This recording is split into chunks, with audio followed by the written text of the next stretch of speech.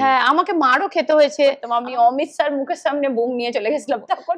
আমি ছোট একদম গ্রামের স্কুল থেকে পড়াশোনা করেছি, একদম প্রত্যন্ত গ্রাম। আমার ওখানে এখনো গাড়ি পৌঁছায়। আমি বঙ্গবাসী কলেজ কলকাতায় বিএ ফার্স্ট ইয়ারে ভর্তি হয়েছিলাম। মানে পুরোটা নদী দিয়ে ঘেরা, আমাদেরকে এখনো বাঁশের সাঁকো দিয়ে এই পারে এসে তবে গাড়ি ধরতে হয়। আমাকে শাসক দলে কুণাল ঘোষ আমাকে কেস দিয়েছে। মেন স্ট্রিম মিডিয়ার লোকেরা অনেক ছোট চোখে দেখতো। একটা মোবাইলে কি জার্নালিজম হয়, একটা মোবাইল দিয়ে কি করা যায়, কিন্তু একটা মোবাইলের শক্তি, একটা মোবাইলের পাওয়ার, সেটা এই মুহূর্তে সবাই বুঝতে পারছে। নমস্কার বন্ধুরা, আমি দীপঙ্কর মণ্ডল। আমার বেশ কয়েকটা ভিডিও হয়তো আপনারা ইতিমধ্যে দেখে ফেলেছেন, আমাকে ইতিমধ্যে চিনেও ফেলেছেন। আমার চেয়ে যারা আপনারা যাকে দেখছেন তাকে অনেক বেশি চেনেন, অনেক বেশি জানেন। তবে আমরা কিন্তু তার যে স্ট্রাগল, তার যে এই উত্থানের পেছনে, এই উত্থান বলছি কেন, কারণ তার 1 মিলিয়নের কাছাকাছি সাবস্ক্রাইবার বঙ্গ টিভি, এবং কয়েক কোটি মানুষ ইতিমধ্যে বঙ্গ টিভি দেখে ফেলেছেন। প্রচুর এক্সক্লুসিভ খবর, যে খবর আপনারা খবরের কাগজে দেখতে পাবেন না, যে খবর অন্যান্য ইউটিউব চ্যানেলে বা কোনো টিভি চ্যানেলেও দেখতে পাবেন না, এমন বেশ কিছু খবর রয়েছে যেগুলো এই বঙ্গ জীবনে নাড়া দেয়। সেই বঙ্গ টিভির প্রতিষ্ঠাতা, বঙ্গ টিভির একদম প্রাণপুরুষ বলা যেতে পারে, রোজিনা রহমান, তার সঙ্গে আমরা আলাপ করে দিচ্ছি। রোজিনা, আমি একটা নতুন ইউটিউব চ্যানেল করেছি, নবান্ন নিমন্ত্রণ। আচ্ছা, তো সেখানে আমি চাইছি যে আমরা যারা সংবাদ মাধ্যমে মেন স্ট্রিমে কাজ করছি, কিন্তু আমাদের এই পিছনের যে ঘটনা, মানে আমরা কিভাবে কি করতাম, হঠাৎ করে আমরা এলাম, ধরো আমাদের মধ্যে কেউ কেউ, ধরো তুমি ভীষণভাবে সাকসেসফুল, তো আমি একটুখানি তোমার থেকে জানার চেষ্টা করব যে তোমার বাড়ি কোথায়, তুমি কোন স্কুলে পড়েছো, এবং তুমি কি স্কুলে পড়ার সময় নাকি কলেজে পড়ার সময় কিভাবে তুমি এই সাকসেসফুল জীবনের পিছনে, কি তুমি কোনোদিন ভেবেছিলে যে? ঠিক দাদা, একদমই। তোমার এই যে নতুন চ্যানেল, তার জন্য নবান্ন নিমন্ত্রণের যারা দর্শক, আমি ছোট থেকে আমরা শুরু করি প্রত্যেকেই, তুমিও শুরু করেছো নিশ্চয়ই। এর পেছনে স্ট্রাগলটা অনেকটাই থাকে দাদা। প্রথমে এসেই তো কেউ আর 1 মিলিয়নের কাছাকাছি চলে যেতে পারে না, দীর্ঘ স্ট্রাগল। তবে একটা জিনিস কি দাদা, আমি তোমার চ্যানেলের যারা দর্শক, নতুন করে যারা যুক্ত হবে, আমি দাদা সম্পর্কে বলতে চাই, একসাথে কাজ করেছি। দাদা আজকে নতুন চ্যানেল খুলতে পারে, কিন্তু দাদার এক্সপিরিয়েন্স আমার থেকেও বেশি, একদমই। আর দাদা অসংখ্য খবর তুলে ধরছেন, আমারও খুব ভালো লাগছে। আমিও চাই যে যারা স্বাধীন, মানে নিজস্ব যেটা চিন্তা ভাবনা, সেটা আমরা পরিস্ফুট করতে পারি, আমরা নিজস্ব যদি চ্যানেল খোলা যায় বা নিজস্ব যদি কাজ করা যায় তার মধ্যে থেকে। তো প্রথম থেকে আমি চাইতাম যে নিজে কিছু করব। আমি ছোট একদম গ্রামের স্কুল থেকে পড়াশোনা করেছি, একদম প্রত্যন্ত গ্রাম। আমার ওখানে এখনো গাড়ি পৌঁছায় না, মানে নদী, পুরোটাই নদী, একটা বদ্বীপের মধ্যে। মানে পুরোটা আমার এলাকাটা ভাটোরা বলে একটা গ্রাম, ছোট্ট বদ্বীপ, চারদিকে নদী, একদিকে মেদিনীপুর, একদিকে হাওড়া জেলা, মানে পুরোটা নদী দিয়ে ঘেরা। আমাদেরকে এখনো বাঁশের সাঁকো দিয়ে এই পারে এসে তবে গাড়ি ধরতে হয়। মানে এখনো কোনো ব্রিজের কানেকশন নেই, বাঁশের সাঁকো আছে, ব্রিজ নেই আমাদের ওখানে এখনো পর্যন্ত। মানে মাটির রাস্তা, এখনো প্রত্যন্ত গ্রাম বলতে যেগুলো বোঝাই, লোডশেডিংও হয় আমাদের ওখানে, মানে এতটাই প্রত্যন্ত গ্রাম। আর আমি যখন পড়াশোনা করেছিলাম তখন মানে আমি একদম সাধারণ প্রাথমিক স্কুল থেকে পড়াশোনা করেছি। সেখান থেকে পড়াশোনা করে হাই স্কুল, তারপরে আমি বঙ্গবাসী কলেজ কলকাতায় বিএ ফার্স্ট ইয়ারে ভর্তি হয়েছিলাম। দাদা প্রথম থেকে আমার কিছু করার ইচ্ছা ছিল। বাবা সেন্ট্রাল গভর্নমেন্ট চাকরি করতো, তবু নিজে কিছু করব। মানে আমি বিএ ফার্স্ট ইয়ারে বঙ্গবাসী কলেজে পলিটিক্যাল সায়েন্স অনার্স নিয়ে পড়তাম, প্লাস আমি নিজে কল সেন্টারে একটা চাকরিও করতাম ওই পাশে নিউ মার্কেটের সামনে। মানে আমি প্রথম থেকে চেয়েছিলাম নিজে কিছু করার একটা ইচ্ছা ছিল। তারপর পড়াশোনা করে পলিটিক্যাল সায়েন্স কমপ্লিট করলাম, করার পর মাস্টার্স করলাম। তারপর আমি মাস কম নিয়ে বিদ্যাসাগর ইউনিভার্সিটিতে ভর্তি হলাম। যে আমার প্রশ্ন মনের মধ্যে না অনেক প্রশ্ন দাগ কাটে, যেগুলোর উত্তর কেউ দিতে পারতো না। আমার মনে হতো যে এই প্রশ্নগুলো আমার প্রশ্ন হতে পারে, এই প্রশ্নগুলো আরো 5টা মানুষের মধ্যে ঘোরাফেরা করতে পারে। তো প্রথম থেকেই সেই প্রশ্নের জাল খুঁজতে খুঁজতে আমার জার্নালিজম, মাস কম করেছি, তারপর সাইকোলজি নিয়েও আমি পড়াশোনা করেছি, ডিপ্লোমা করেছি। তো আমার প্রথম থেকে মানুষের মনের মধ্যে কি হচ্ছে সেজন্য আমার সাইকোলজি নিয়ে পড়াশোনা করা। আর এই পড়াশোনা আমি ডিএলএডও করেছি। এখন তো তুমি দেখছো ডিএলএড এর কি ভবিষ্যৎ, প্রাইমারি চাকরির কি ভবিষ্যৎ। আমি নিজে যখন ডিএলএড করেছি, এই যখন বিভিন্ন রকম চাকরির কেসগুলো হয় যে অ্যাপটিটিউড টেস্ট কি, এটা কি সেটা কি, আমি নিজে যেহেতু পড়াশোনা করেছি, আমি ব্রাহ্ম বালিকা বিদ্যালয় থেকে পড়াশোনা করেছি, একদম রিনাউন্ড, ওরা খুব ভালো টিচার ট্রেনিং করায়, গভর্নমেন্টেরই একদম। তো আমি জানি কিভাবে কতটা স্ট্রাগল থাকে এর পেছনে, এই যে প্রশিক্ষণ নেওয়া 2 বছর, মানে আমি বলছি দাদা, আমার স্ট্রাগলটা আমি একদিনও না রেস্ট নিইনি। তুমি বিশ্বাস করবে না, মানে আমি বিয়ে করেছি, আমার বেবি হয়েছে, আমি তখন হসপিটালে, তখন আমি ডিএলএড এর জন্য বরকে বলছি তুমি আমাকে ভর্তিটা করে দাও, আমার যখন নাম বেরিয়েছে, মানে সেদিন আমি হসপিটালে, আমার সিজার হবে, মানে বাচ্চার 15 দিন থেকে আমি ক্লাস করা শুরু করেছি। আমি কোনোদিন রেস্ট নিইনি জীবনে। আমি এটাই ভেবেছি যে কাজটাই আমার সব, কাজের মধ্যে থেকেই আমার সব। তখন আমি ডিএলএড করেছি, তার সাথে সাথে আমি একটা ইন্টার্নশিপও করেছি। মানে আমি বলছি কাজ কখনো থেমে থাকে না। আমি ডিজিটাল মিডিয়া কাজ করতাম প্রথম কলকাতা, তাদের অনেক সাবস্ক্রাইবার, তো সেখান থেকে আমি যখন ভাবলাম যে এখানে যদি কাজ করে এতটা সাকসেস আমি হতে পারি, যদি রোজিনা হিসেবে একটা আইডেন্টিটি তৈরি করতে পারি, তাহলে আমি নিজেও কিছু করতে পারি, চ্যানেল খুলতে পারি। সেক্ষেত্রে আমার হাজবেন্ড খুবই সাহায্য করেছে যে তুমি খোলো। 3 মাসটা তুমি জানো দাদা আমাদের মানিটাইজ হয় না, আমাদেরকে প্রত্যেককে স্ট্রাগল করতে হয়। সেক্ষেত্রে আমরা 3 মাস আমাকে না খেয়ে না দিয়ে দৌড়ে, শুধু আমার কাছে একটা গাড়ি ছিল, আমার বরকে যেটা বলেছিলাম তুমি এটার ইএমআই দিবে, গাড়িতে করলে আমি তাড়াতাড়ি সব কাজটা করতে পারবো, একা রিপোর্টার কতটা দৌড়াবো। তো এইভাবেই কাজটা শুরু করা। তারপর আজকে বঙ্গ টিভি সত্যি বাংলার প্রত্যেকটা মানুষের মনে মনে ঢুকে গেছে। বঙ্গ টিভির একটা আলাদা আইডেন্টিটি তৈরি করতে পেরেছি, সঙ্গে রোজিনারও, যে দুটোরই একদম। আমি বলছি এই পথটা এতটাও সহজ ছিল না। তুমি জানো আমার একটা সবসময় ইন্টেনশন থাকে, আমি সিঙ্গেলে বাইট কিভাবে কালেক্ট করব, সেটা যত বড় সেলিব্রিটি হোক যাই হোক। আমার খুব মনে আছে আমি একটা গ্রাউন্ড চ্যানেলে কাজ করতাম, আমি অমিত স্যার মুখের সামনে বুম নিয়ে চলে গেছিলাম, তখন আমার মাথায় ছিল না যে গ্রাউন্ড চ্যানেলে ওনারা বলেন কিনা, মানে আমি পৌঁছে গিয়েছিলাম। মানে তখন থেকে আমার টার্গেট ছিল যে যা হবে সিঙ্গেলে, সে যত বড় লোকই হোক, আমার সবসময় টার্গেট থাকে একটা কথাও, একটা ওয়ার্ডও সিঙ্গেলে বলা। তো বঙ্গ টিভি এইভাবে বাইট কালেক্ট করে। তুমি শুধু জানো যে কোনো এক্সক্লুসিভ খবরের মধ্যে যেটা বাইরে বেরোচ্ছে না বা যেটা ভেতরের গল্প লুকিয়ে আছে, সেটা মানুষের সামনে তুলে ধরে। না, এটা করতে গিয়ে তো আমরা জানি, দর্শকরা সবাই জানেন না, অনেকেই জানেন যে বিরাট ঝড়, মানে আমি দেখেছি যে, আমরা সবাই দেখেছি যে হাইকোর্টে তোমাকে দিনের পর দিন যেতে হয়েছে। হ্যাঁ, আমাকে মারও খেতে হয়েছে। আমাকে শাসক দলে কুণাল ঘোষ আমাকে কেস দিয়েছে, কুণাল ঘোষের তরফ থেকে আমি 4টে কেস, বঙ্গ টিভির মালিককেও দিয়েছে উনি, আবার রিপোর্টারকেও দিয়েছে। মানে যেহেতু ইন্টারভিউটা আমি করেছিলাম, মানে উনি জানতে চেয়েছিলেন যে বঙ্গ টিভিটা কি এইটুকু একটা বাচ্চা মেয়ের হতে পারে, বা এইটুকু একটা মেয়ের কি হতে পারে, নিশ্চয়ই এর পেছনে কেউ আছে। কিন্তু না, এর পেছনে শুধু কঠিন পরিশ্রম আছে, আর কিছু না। দাঁতে দাঁত চেপে কঠিন পরিশ্রম, পেছনে কোনো মানুষ নেই, পেছনে এই যে মানুষটাকে দেখতে। একটা কথা আছে যে কণ্টক যত ক্ষুদ্রই হোক তাহার বিদ্ধ করিবার ক্ষমতা আছে। মানে দর্শক যারা আপনারা দেখছেন, আমাদের সঙ্গে যিনি আছেন রোজিনা, নারীর ক্ষমতায়ন, এগুলো বস্তা পচা কথা, মানে একদম আমার বলতে গিয়ে গায়ে কাঁটা দিচ্ছে। আমি ওর প্রত্যেক দিনের যে স্ট্রাগল, প্রত্যেক দিনের যে সাফল্য, সেটা একদম সামনে থেকে আমরা সাক্ষী, আমরা যারা মেন স্ট্রিম মিডিয়ায় কাজ করি। রোজিনার থেকে জানবো যে রোজিনা, তুমি বললে যে এই যে বিভিন্ন কেস দেওয়া বা কিছু, দেখো এরপরে আরো নতুন প্রজন্মের প্রচুর ছেলে মেয়েরা আসবে। ডিজিটাল মাধ্যম এমন একটা মাধ্যম, দেখো একটা এই প্রসঙ্গে একদম বলতে হয়, দেখো দাদা, আমার কেস দেওয়ার ধরন, মানে শাসক দলের প্রধান মুখপাত্র আমাকে কেস দিচ্ছে, মানে আমাকে সেখানে ফেস করতে হয়েছে, লয়ার দাঁড় করাতে হয়েছে। প্লাস আরেকটা জিনিস দাদা, উনার কুণাল ঘোষের ক্ষেত্রে উনার সুবিধা কি, উনার যে ওয়ার্ডের যিনি কাউন্সিলর তিনিই অ্যাডভোকেট, তাকে বললেই কেস হয়ে যায়।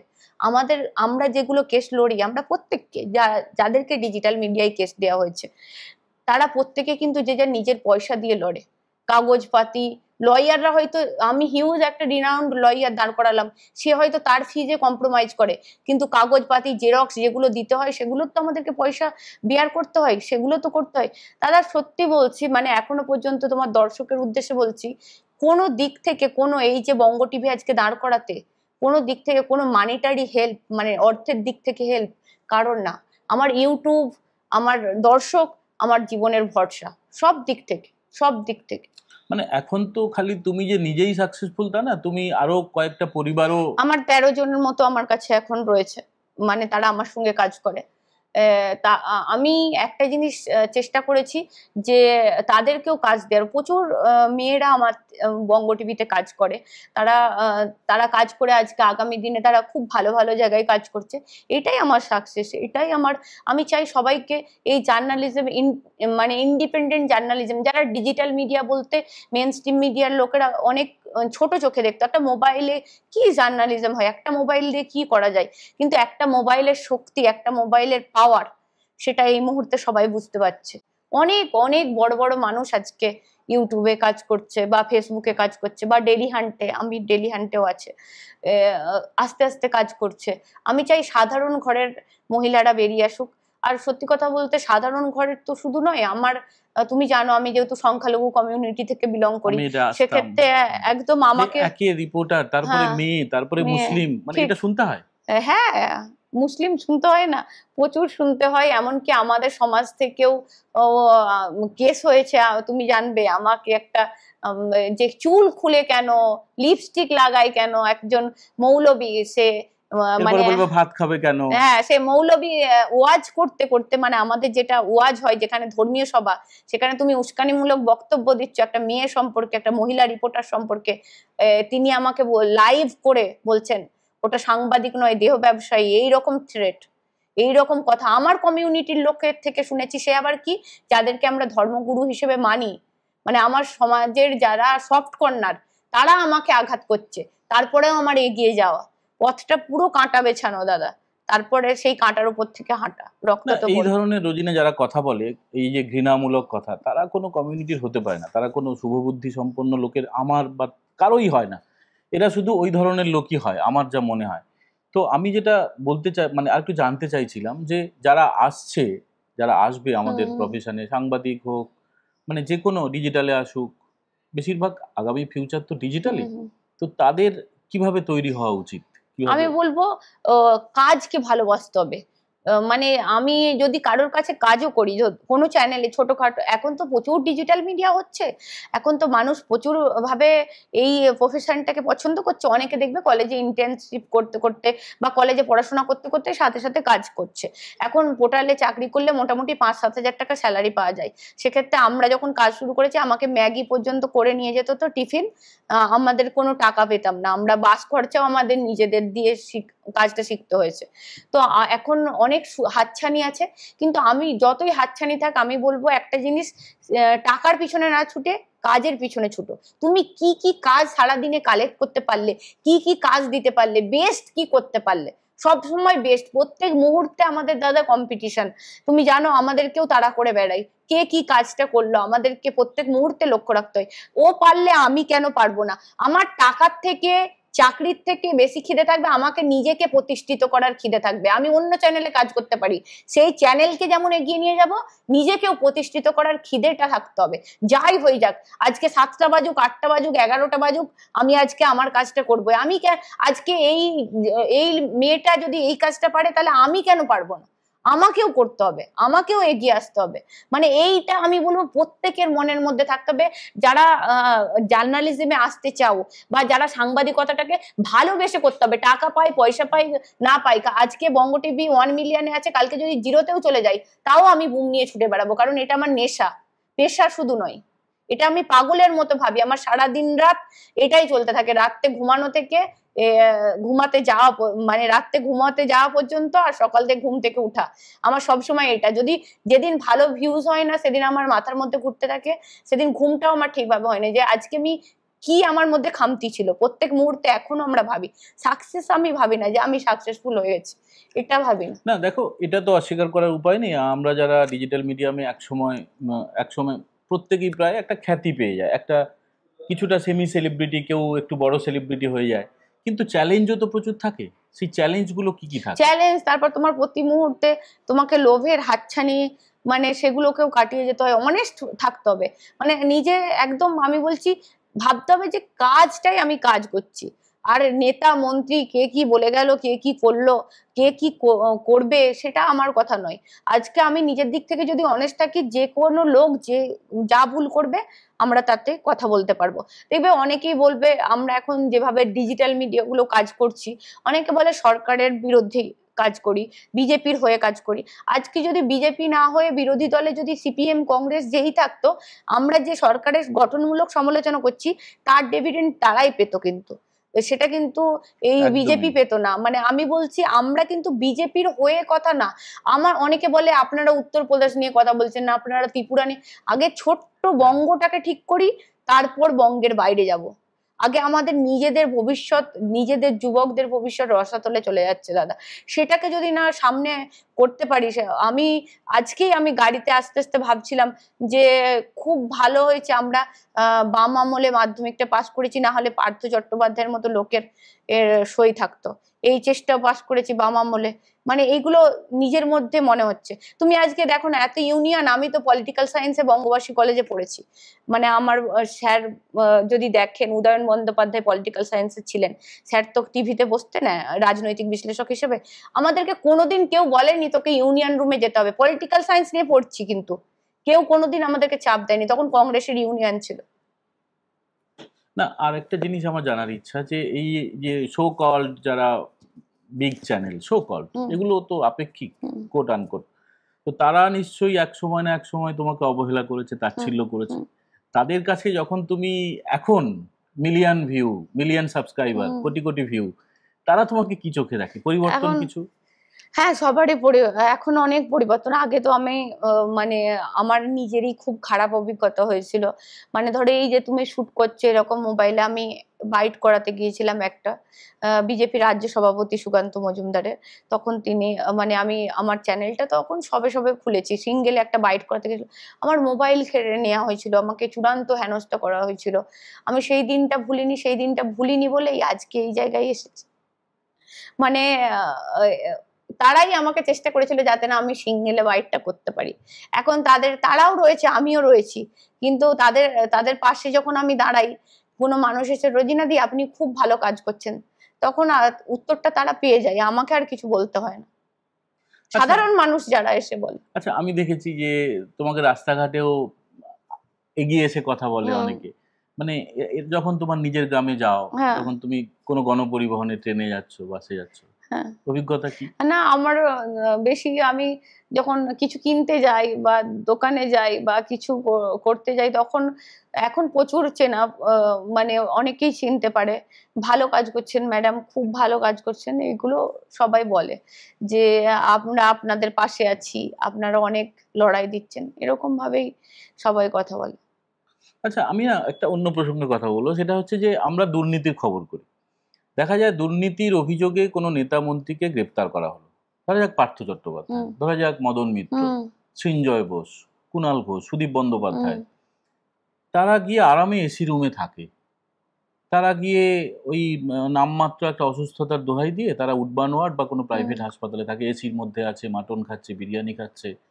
তো এটা যখন সাধারণ লোকে জানতে পারে বা আমরাও যখন জানতে পারি, তখন মন খারাপ হয় না? কেন এরকম হয়? তবে দাদা এখন উরবান ওয়ার্ডটা অনেকটা বন্ধ হয়ে গেছে। অভিজিৎ গাঙ্গুলি যখন বলেছিল পার্থ চট্টোপাধ্যায় কোনো উরবান ওয়ার্ডে যাবেন না, উনি সরাসরি একদম উনি ডাইরেক্ট যেন হ্যাঁ আসে, যখন অভিজিৎ গাঙ্গুলি একদম রায়ে একদম লিখে দিয়েছিল, তারপর থেকে তুমি দেখো উরবান ওয়ার্ডটা অনেকটা কমেছে। কিন্তু না, পার্থ চট্টোপাধ্যায় আজ কোথায়, এখন কোথায় পার্থ চট্টোপাধ্যায়? আমরা তো জানতে পারলাম 3 মাস পর। মিডিয়া কিন্তু মেইন স্ট্রিম মিডিয়া কোনো খবর নেই। তুমি দেখো ডিজিটাল মিডিয়া আমরা কয়েকজন খবর করেছি, কাদের বেসিসে, যে লয়ার গুলো দুর্নীতির মামলা লড়ছে, ফিরদৌস শামীম, বিক্রম ব্যানার্জি, তারা বলছেন যে পার্থ চট্টোপাধ্যায় এখন কোথায়, বাইপাসের ধারে একটা হসপিটালে রয়েছেন। কিন্তু আজকে সিবিআইও জানায়নি, আজকে মেইন স্ট্রিম মিডিয়াও কোনো খবর নেই যে পার্থ চট্টোপাধ্যায় অসুস্থ। কিন্তু ডিজিটাল মিডিয়া আমরা পার্থ চট্টোপাধ্যায় কোথায় তার খবরটা আমরা দিচ্ছি। সেজন্যই তো ডিজিটাল মিডিয়া, ডিজিটাল মিডিয়া দেখতে হবে যে আমরা কোনো অ্যাডের কাছে বিক্রি নয়। আবার অনেকেও হয়তো বলবে জেএন রায়ের একটা অ্যাড চলে আমার 5,000 টাকা সজলদার, না কোনো না কোনো অ্যাড তো চলবে। না, জেএন রায় সত্যিই চলে, সজলদার একজন, সজলদারা তো পার্টনারশিপ আছে, সানিদা বলে একজন আছে, তো জেএন রায়ের একটা 5,000 টাকার অ্যাড আমার কাছে আসে। দর্শক দেখছেন, আমাদের তো পেট চালাতে হবে, আমাদের যারা কর্মীরা, রোজিনার এখন আছে, আমার কয়েকদিন পরে থাকবে, তাদেরকে তো বেতন দিতে হবে। না, অনেকে বলবে যে অ্যাড চলে না ওই 5,000 টাকা, কিন্তু সেই অ্যাডের কাছে আমি বিক্রি নই, একদমই না, কেউই আমরা বিক্রি নই। মানে এটা এক সময় এটাই মেন স্ট্রিম হবে, আপনাদের মাইক্রোস্কোপ নিয়ে কাগজ আর টিভি চ্যানেলকে খুঁজে বেড়াতে হবে। আর আজকে তোমার কাছে কনফেস করলাম, মানে অনেকেই ওখানে আমি দেখি কমেন্টে লিখে জেন রায় অ্যাড, মানে ভাবে বিশাল, আমার বিল দিয়ে টাকা দিয়ে ওনাদেরকে বিল দিয়ে আমাকে টাকা দেয়, 5,000 টাকা করে দেয়, আবার টিডিএস কেটে পয়সা দেয়। ওকে রোজিনা, তোমার সঙ্গে আবার ভবিষ্যতে কথা হবে। খুব কম সময় তোমাকে আমি রিকোয়েস্ট করেছিলাম, একদম তুমি একদম। রাজি হয়েছো। অনেক অনেক ধন্যবাদ। তোমার জীবনে আরো আরো সাফল্য কামনা করি। তুমি অনেকটা যাও এবং তোমার সঙ্গে তোমার পথ দেখে আমরাও এগোই। Thank you. একদম। আর তোমার দর্শকের উদ্দেশ্যে বলবো, দাদা অনেক পরিশ্রম করে একটা সত্যি চ্যানেল করছে। আপনারা বিস্তারিত খবর পেতে, আমি বলছি কোনো ফেক, এখন তো অনেকেই বসে বসে অনেক অ্যানালিসিস শুরু করে দিয়েছেন, বিশ্লেষণ শুরু করে দিয়েছেন, কিন্তু না, যারা মাঠে ময়দানে দৌড়াচ্ছেন তাদের কাছে আমার মনে হয় খবরটা বেশি থাকে। দাদা একমত হবে কিনা জানি না, তারা বেশি খবরটা আপনাদেরকে এক্সাক্ট খবরটা দিতে পারে। তাদের কথা শুনুন, তাদের এক্সাক্ট খবর কোথায় কি হচ্ছে কি ব্যাপার তারাই আপনাদেরকে খবরটা দিতে পারবে। তারা ফিল্ড থেকে তাদের এক্সপিরিয়েন্স দিয়ে তারা খবরটা আপনাদেরকে প্রোভাইড করছে। কোনো ফেক খবর, এ অ্যারেস্ট হয়ে গেল, ও গ্রেপ্তার হয়ে গেল, ও পরশুদিন যাবে, ইডি এই করবে, সিবিআই ওই করবে, না, খবরে থাকুন, যা হচ্ছে সেটা দেখুন। Thank you, thank you.